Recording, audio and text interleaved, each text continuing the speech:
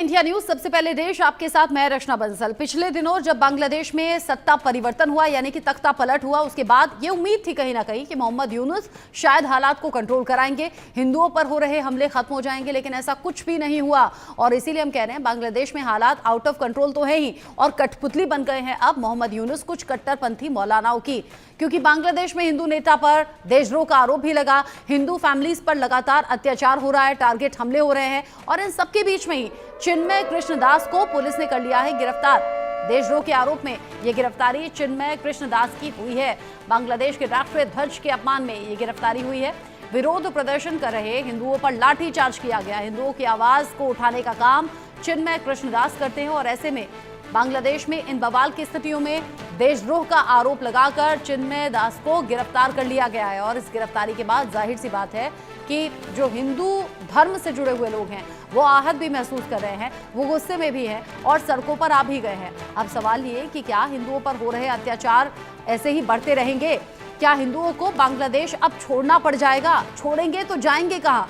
हिंदुओं पर हो रहे अत्याचार की हर कहानी बांग्लादेश से रह रहकर सामने आ रही है। ऐसे में हिंदुओं की आवाज दबाने की लगातार कोशिश भी मोहम्मद यूनुस की सरकार कर रही है, क्योंकि ना पुलिस में सुनवाई है, ना सेना में सुनवाई है। उल्टा पीड़ित पक्ष के खिलाफ ही एफआईआर हो जा रही है या जेल की सलाखों के पीछे डाल दिया जा रहा है। वहां कट्टरपंथी लगातार जुल्म ढा रहे हैं हिंदू परिवारों पर, और अब बांग्लादेश में हिंदू नेता पर देशद्रोह का आरोप लगाकर गिरफ्तार कर लिया। चिन्मय कृष्णदास को गिरफ्तार कर लिया है। कहा यह जा रहा है कि देशद्रोह का आरोप है, उन्होंने बांग्लादेश के राष्ट्रीय ध्वज का अपमान किया है। अब जब ये गिरफ्तारी हुई है तो हिंदुओं में नाराजगी बहुत ज्यादा है, आक्रोश भी देखने को मिल रहा है। बांग्लादेश में हिंदू धर्मगुरु की गिरफ्तारी एक बड़ा संकेत भी है कि जिस देश में हिंदू धर्मगुरु को यूं गिरफ्तार कर लिया जाए, वहां आम लोगों की सुरक्षा भला किसके हाथ होगी, किसके हवाले होगी? बांग्लादेश में कहा यह गया कि राष्ट्रीय ध्वज का अपमान किया है चिन्मय कृष्णदास ने, और ऐसे में उन्हें गिरफ्तार कर लिया गया। गिरफ्तारी के बाद की ये तस्वीरें आप देख रहे हैं। चिन्मय कृष्णदास जो गिरफ्तार हो गए उसके बाद में वो विक्ट्री साइन दिखाते हुए और अपने हाथ से मुट्ठी बंद करके एक तरीके से ताकत का एहसास करते हुए या फिर अपने समर्थकों में जोश भरते हुए वो नजर आए। ये तस्वीरें सोशल मीडिया पर भी वायरल हो रही हैं। साथ ही साथ इन तस्वीरों को लेकर बांग्लादेश ही नहीं बाकी देशों में भी चिंता बढ़ गई है हिंदुओं की सुरक्षा को लेकर। चिन्मय कृष्णदास को फिलहाल गिरफ्तार कर लिया गया है। चिन्मय कृष्णदास पर तमाम कुछ आरोप भी हैं, उन आरोपों को लेकर कुछ सच भी हैं जो सामने आ रहे हैं। हालांकि जो दावा है, जो आरोप हैं वो आप जान लीजिए। बांग्लादेश के राष्ट्रीय ध्वज का अपमान करने का आरोप लगा, 19 लोगों के खिलाफ ये केस दर्ज कर लिया गया, और देशद्रोह के आरोप में ही चिन्मय कृष्णदास की गिरफ्तारी हो गई है। अब ऐसे में सवाल ये कि जहां हिंदू धर्म गुरु की गिरफ्तारी हो जाए, वहां आम जो हिंदू परिवार हैं वो अपनी सुरक्षा किसके भरोसे छोड़ें, या फिर वो अपने आप को कितना ज्यादा सुरक्षित समझें? अब इन सब के बीच ही जमाते इस्लामी का अल्टीमेटम भी सामने आ गया है। वो कह रहे हैं 24 घंटे के अंदर इस्कॉन बंद करें, बंद करने की धमकी दे दी है जमाते इस्लामी ने। इस्कॉन भक्त खौफनाक अंजाम भुगतने के लिए तैयार रहें, यानी कि यहाँ अपने धर्म से अलग होने की चेतावनी दे दी है। कहा है कि इस्कॉन बंद करें, और अगर जुड़े रहते हैं तो फिर अंजाम भुगतना होगा।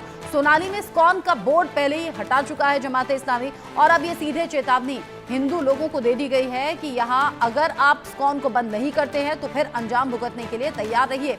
अब इन सब के बीच ही बांग्लादेश में टारगेट पर लगातार हिंदू मंदिर भी हैं, हिंदू फैमिलीज पर हमले हो रहे हैं, हिंदू महिलाओं के साथ अत्याचार हो रहा है, दुष्कर्म की घटनाएं भी सामने आ रही हैं, और यहाँ हिंदू मंदिरों को भी टारगेट किया गया है।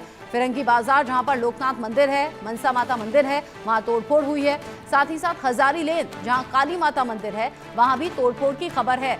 कुछ मंदिरों में तोड़फोड़ कर दी गई, कुछ में आग जला दी गई, यानी कि आग के हवाले मंदिरों को कर दिया गया। और ये जो बढ़ती घटनाएं हैं ये बता रही हैं कि हिंदू किसी भी तरह से सेफ बांग्लादेश में नहीं है, और ये जो बांग्लादेश के हालात है वो अब ऊपर वाले के भरोसे ही है। यहाँ मोहम्मद यूनुस ऐसा लग रहा है आंखें मूंद ली हैं, ना पुलिस किसी तरह का कोई एक्शन ले रही है, ना सेना किसी तरह का कोई एक्शन ले रही है। ऐसा लग रहा है कि वो कट्टरपंथी मौलानाओं के हाथ की कठपुतली बन गई है। अब इस पूरे मामले को लेकर बांग्लादेश में तो हिंदू आवाज उठा ही रहे हैं, यहाँ हिंदुस्तान में बैठे हिंदुओं को भी बड़ा दर्द हो रहा है, बड़ा दिल दुख रहा है। देवकी नंदन ठाकुर इसको लेकर क्या कह रहे हैं, सुनिए एक बार। इस्कॉन वर्ल्ड वाइड एक बहुत बड़ी संस्था है, और उन्हीं के पुजारी को अरेस्ट किया गया बांग्लादेश में, और पूरे देश में मैं देख रहा हूं कि कोई भी इस्कॉन टेम्पल से बोल नहीं रहा। इतने डिवोटी हैं, सारे इस्कॉन टेम्पल ही अगर रोड पे आ जाएं तो भारत में जाम कर सकते हैं। बांग्लादेश को जाम कर सकते हैं, अमेरिका को भी जाम कर सकते हैं, इतने इस्कॉन के फॉलोअर्स हैं। पर एक व्यक्ति जिसने सत्य के लिए आवाज उठाई, वहां हिंदुओं को बचाने के लिए आवाज उठाई, इस्कॉन से आवाज नहीं आ रही उनके लिए? आनी चाहिए। जब देवकीनंदन कथा पंडाल में आवाज उठा सकता है तो हर एक इस्कॉन टेंपल से आवाज उठनी चाहिए, हर एक मंदिर, हर एक कथा पंडाल से आवाज उठनी चाहिए। इतनी आवाज उठनी चाहिए कि हमारी आवाज बांग्लादेश के कानों में पड़े तो वो बहरे हो जाएं। इतनी ऊंची आवाज उठनी चाहिए। कथावाचक देवकीनंदन ठाकुर जो कि नाराज नजर आ रहे हैं, कह रहे हैं कि आवाज उठानी चाहिए और आवाज इतनी ऊंची हो कि बहरे हो जाएं वो लोग जो अभी आंखें मूंदे बैठे हैं। इस पर बात हम करेंगे। बांग्लादेश में लगातार हिंदू खतरे में है और हिंदुओं पर अत्याचार बढ़ रहे हैं, किसी तरह से रुक नहीं रहे और इन सबके बीच ही हिंदू धर्मगुरु को गिरफ्तार भी कर लिया गया। आचार्य लंकेश मेरे साथ में जुड़ गए हैं हिंदू धर्मगुरु के तौर पर, मुफ्ती शमून कासमी मेरे साथ में है मुस्लिम धर्मगुरु के तौर पर, मनन द्विवेदी जी मेरे साथ में है, विदेश मामलों के जानकार हैं, उनसे भी इस पर राय लेना जरूरी है। और जिस तरह के हालात यहाँ पर बने हुए हैं, एसपी वैद्य जी भी मेरे साथ में जुड़े हुए हैं, पूर्व डीजीपी जम्मू कश्मीर। आप सभी का बहुत स्वागत। बांग्लादेश में जो हालात बन रहे हैं उसमें सबसे पहले आचार्य लंकेश जी मैं आपसे पूछूंगी, एक तो हिंदुस्तान है जहां पर हिंदू धर्मगुरुओं का बड़ा सम्मान है, बड़े आदर सम्मान के साथ उन्हें फॉलो किया जाता है, उनकी बातों को सुना जाता है। बांग्लादेश जहां पर हिंदू धर्मगुरु की ही गिरफ्तारी हो गई, लोगों में बड़ा अग्रेशन है, लेकिन सवाल ये कि इस गुस्से का वो करें क्या? कहीं सुनवाई नहीं। देखिए, जैसा कि अभी हमने देवकीनंदन जी की बात सुनी है, उन्होंने जैसा भी बताया है कि इस्कॉन के इतने फॉलोअर लेकिन कोई भी आवाज नहीं उठा रहा, किसी के गले से आवाज नहीं निकल रही है। फिर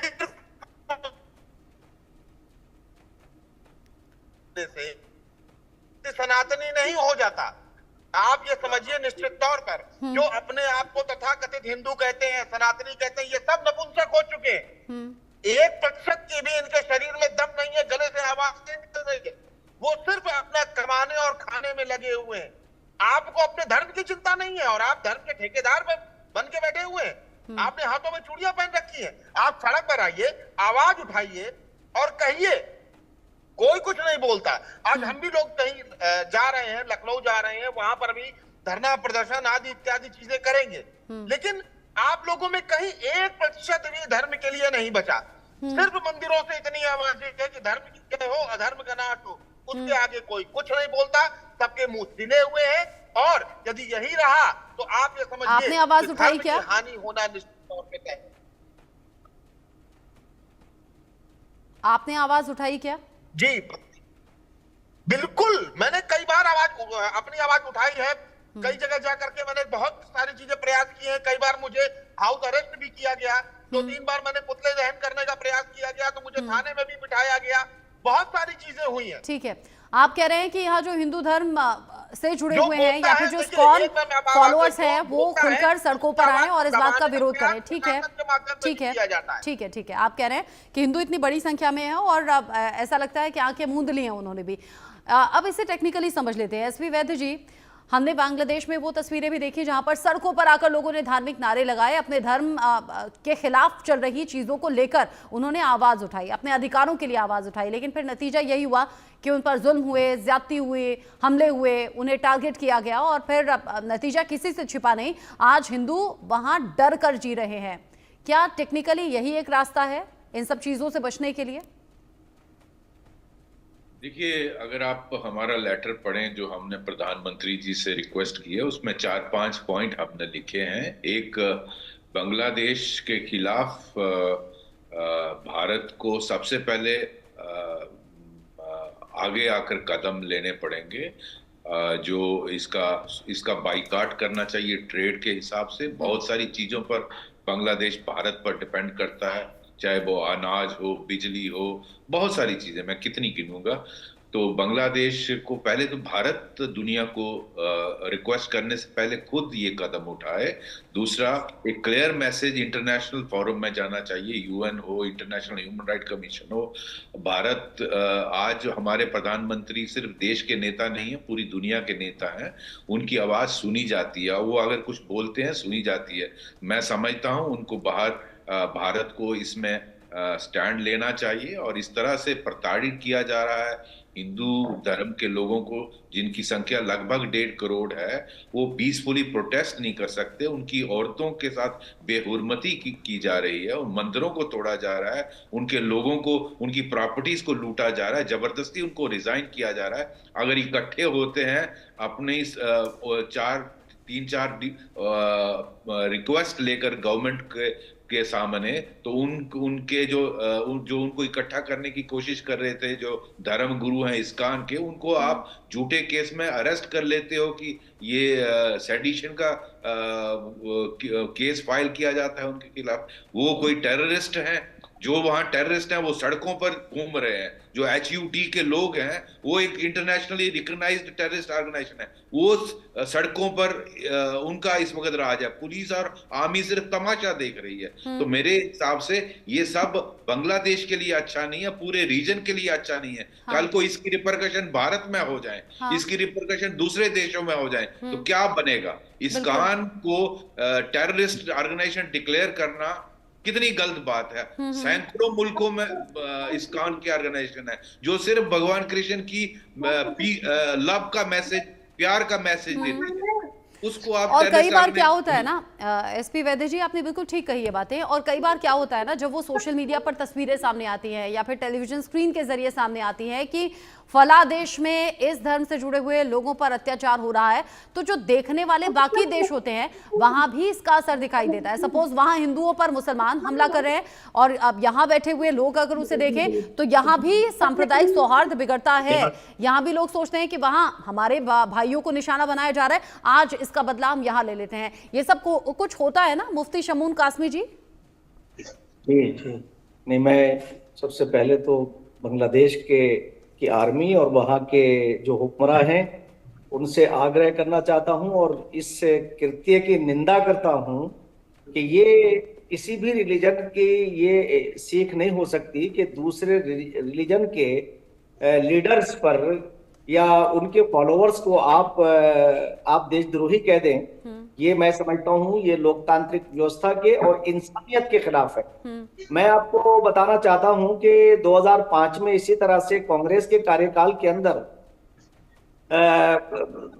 स्वर्गीय जगतगुरु शंकराचार्य जयेंद्र सरस्वती जी, जब उन्हें गिरफ्तार किया था तो हमने सारे धार्मिक लोगों का अपमान बताया और हमने उस पर एहतजाज किया था और धरना दिया था हमने, और डिस्ट्रिक्ट मजिस्ट्रेट के जरिए से हमने राष्ट्रपति महोदय को ये अवगत कराया था कि ये सारे धर्मों पर हमला है।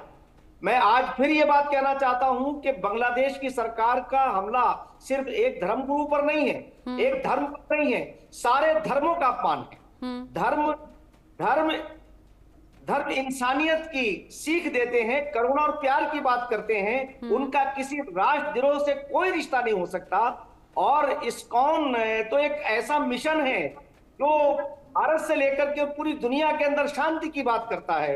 हम अनेकों बार जो है वृंदावन गए हैं और वो अंग्रेजों का जो मंदिर है जहां अंग्रेज आज भी बड़ी तादाद में आते हैं इस्कॉन के अंदर, और यहाँ दिल्ली के अंदर जो इस्कॉन है, मैं ये समझता हूं कि हमने कई बार, अनेकों बार सारे धर्मों के लोगों ने बैठ के हमने वहां बात की है। एक जगह भी प्रेम के अलावा कोई चीज उनके अंदर नहीं है। तो इसलिए मैं बांग्लादेश की सरकार से और विशेषकर अपने प्रधानमंत्री जी से ये रिक्वेस्ट करना चाहता हूं, अपनी भारत सरकार से, कि आप उन्हें अपनी जो डिप्लोमेटिक हमारा कार्य है उसे हम आगे बढ़ाएं और बांग्लादेश जैसी कंट्री को जिसने हमने बहुत कुछ उन्हें दिया है, उनके आप अंकुश लगाएं। और मैं महोदय मैं उनसे सहमत हूं कि हमें उनकी बहुत सारी चीजों पर हम पाबंदी लगाएंगे तो वो घुटनों के बल बैठ जाएंगे आकर। मन्नत द्विवेदी जी, क्या यही एक तरीका है जो भारत सरकार अपना सकती है?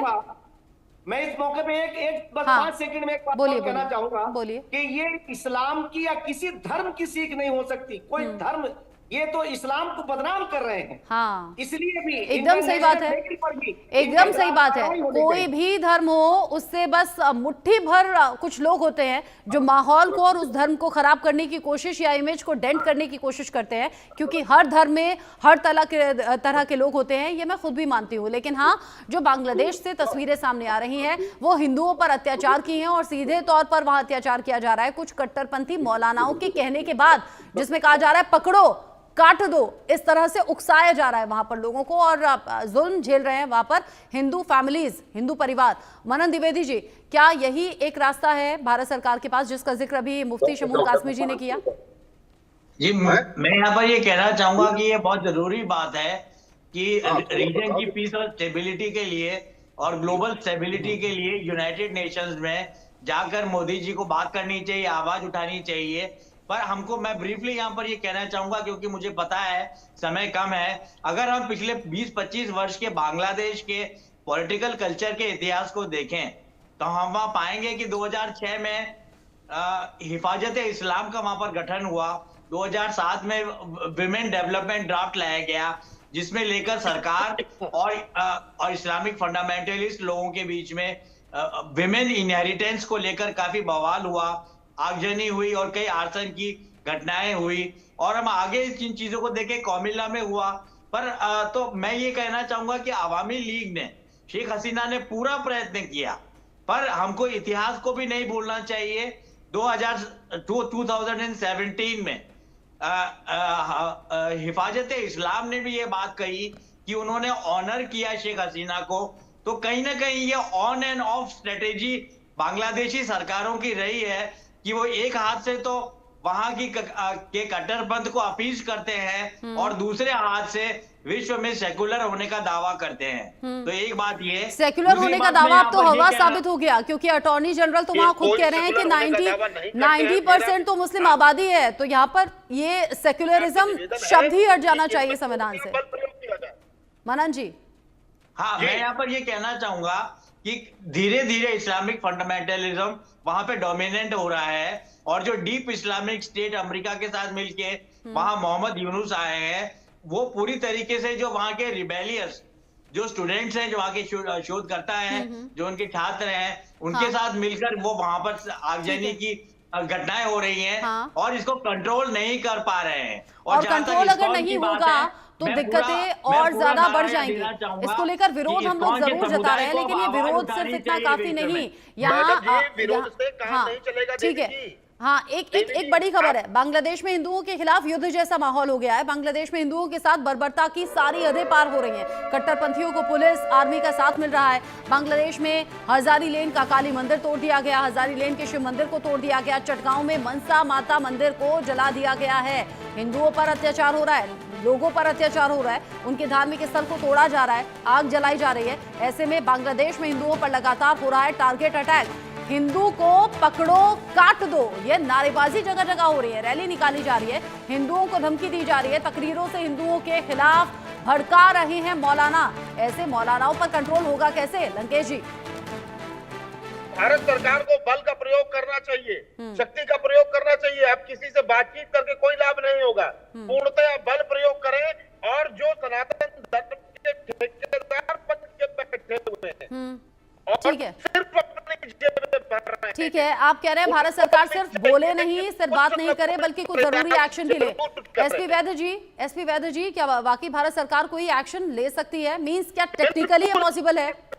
एसपी वैद्य जी, बिल्कुल ले सकती है। भारत सरकार को इस वक्त आ गया है। एसपी वैद्य जी, सर आपकी आवाज ठीक से नहीं आ रही है, शायद कोई टेक्निकल स्नैग आ गया है। आप सभी ने अपना कीमती वक्त दिया इंडिया न्यूज को, बहुत बहुत शुक्रिया आपका। बांग्लादेश जहां पर लगातार हिंदुओं पर अत्याचार हो रहा है और ये खबर सिर्फ बांग्लादेश में लोगों की टेंशन यानी कि हिंदुओं की टेंशन या अल्पसंख्यकों की टेंशन नहीं बढ़ा रहा, बल्कि पूरे विश्व की निगाहें इन तस्वीरों पर है। आगे जो अपडेट होगा पहुंचाएंगे आप तक।